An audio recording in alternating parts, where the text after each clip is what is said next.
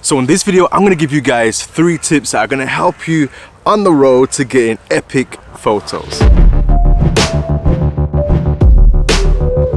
Okay, so if you're new to the channel, this channel is all about building quality from quantity. There's so much photographers out there right now, but not everybody's at the same skill level. And I'm trying to build your skill set and your techniques so that you become part of the quality rather than that mass quantity. Now today is some basic tips. Now if you're just getting into photography or you've just got a camera and you're wondering why my images don't look as epic as some other people's images, these are 3 tips that are going to help you guys out. Okay, so tip number 1 is light. Now I want to talk about the 2 sides of light here. You've got the yin and you got the yang of light. You've got light, which is just completely blowing you out, and then you've got light which is mixed in with shadow. And the light, what I would say is a lot more epic for images, is light that's mixed with shadow. If you can kind of get just a bit of light on one side of the face and shadow on the other, or like specular light that's just coming through and adding lines, like on my jacket here for instance, it gives it a bit more of an epic tone. Now I'm trying to make this as basic, as simple as possible so you guys can get it, but let me show you an example. Okay, so here's a technique. So have your hand in the shade. So you can see here, look at the back of my hand and keep rotating your hand in the light as you're about to take a picture with somebody. Imagine this is their face, and you'll notice as I get here, you see those shadows that are developing on my hand there? Side lit shadows, very beautiful. I move along, it starts to get flat, makes my hand look weird. And as I move again, the same situation will happen. So what you want to do is keep moving around until you see that light there.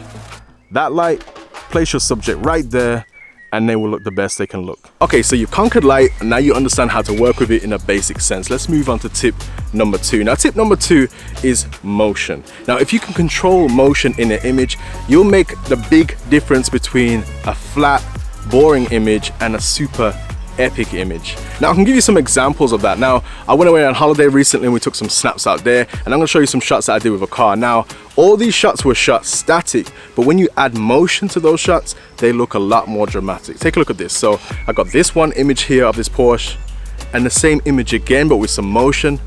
Super beautiful. Now if you can control the motion as well, even if you can just pick out one element inside the shot to create motion simply, that's where it makes you look like a lot more professional than an amateur. Now, once again, take a look a bit closer in this one particular image here with the Porsche. You'll notice the trees just above the Porsche have added the motion. And I'm going to show you an image, similar frame, but without the trees, no motion, and you can see the difference. It's so subtle, but this is the subtle difference that creates a more epic image from a professional than an amateur image. Than a less epic image, which is a bit more amateurish.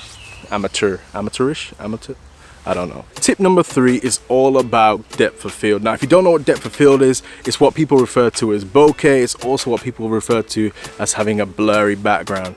Now for example, when you see a photo of someone or a portrait of someone, their face will be in focus, but then the background will be all blurry, and that's what we're talking about right now, depth of field. And how can you control depth of field in order to make an epic image? That's the question. Now I know you might be asking, well, how can I even get depth of field or bokeh or a blurry background in the first place? First of all, you're gonna need a camera that has an interchangeable lens. That's kind of the only way really to get it. And then also when you get those cameras, you tend to have a kit lens, which is a bit more harder to get a blurry background, but you can still get it. Now I'm gonna make a whole video about that specifically, so hit subscribe so you don't miss out on that one. But today we're just gonna talk about why having blur or depth of field in our images will make our images a lot more epic than the next person's image. Now the reason being is you want to try and use the blurriness or the depth of field to your advantage. You want to kind of use that as a focus point. Now for example, as I'm talking to you guys right now, the background will be semi-blurry, right? So the focus should be on me. If I move further back into the scene here, I'll just blend into the background, and that's how images kind of look straight out of your phone and things like that. Hold on, let's just move this camera down. Yeah. As you can see, I kind of just blend right into the background, but the closer I get to you guys, you'll notice that I'll be more in focus and the background will be more blurred out, which means the focus is on my face. So how can you use this technique to make your images look more epic? Now let me give you an example, right? I always use what's called a shoot through technique. So let me give you a few examples right now of a shoot through technique.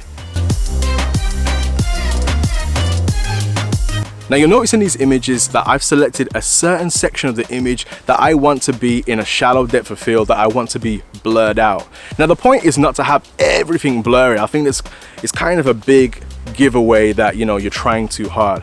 The whole point is having controlled depth of field, and that's what will make you look a lot more professional than, say, someone else who just gets a lens that can do the same thing.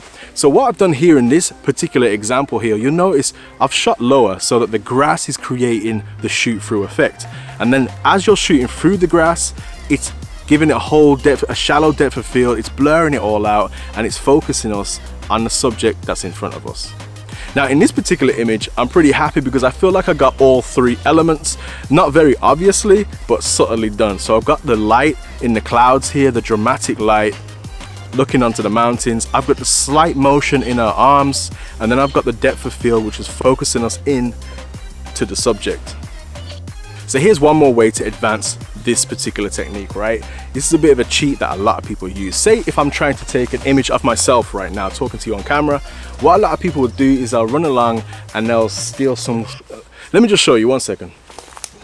So literally, I've just pulled this branch off this tree here, and what a lot of people do is just place that in front of the lens to try and give a depth of field or a blur.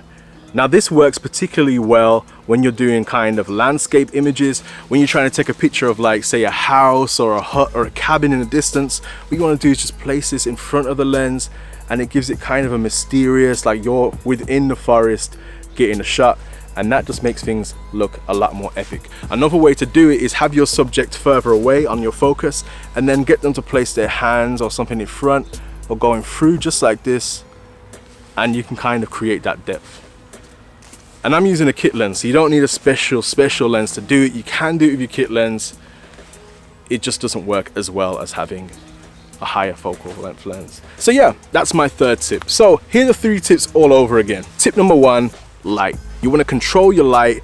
Use the light as a spotlight to focus in on your subject, or to flatter your subject, just to make your subject pop out from a scene and stuff like that, rather than just blending in on a big canvas of light. Control the light. Tip number 2 is motion. Now we want to try and add motion into our images. If our images are always static, they're just going to look very, very amateurish, and they're going to look like everybody else's images that are out there. So in order to get that next level, that bit more epicness, try and add motion into your images. And finally, tip number 3 was to add some depth of field, some blurriness, some bokeh. You want to kind of add more focus. So I guess overall, in order to make your images a lot more epic, you have to think about focusing your subject, not just with a lens, focusing it using your light, focusing it using motion, and focusing on it using depth of field. And that's how you're going to step up your images and get a lot more epic shots. So I hope you guys enjoyed this video. If you did, hit subscribe. If you enjoyed the tips, maybe you should consider hitting the like button so that I go into your liked videos folder, so you can recap and refine this video later on to relook at the tips. But yeah, leave a comment below, hit subscribe, hit the like button, hit the bell if you want. I don't know if that stuff works. Do whatever you want to do. I will catch you guys in the next video, whatever that one is. Until then, happy hunting.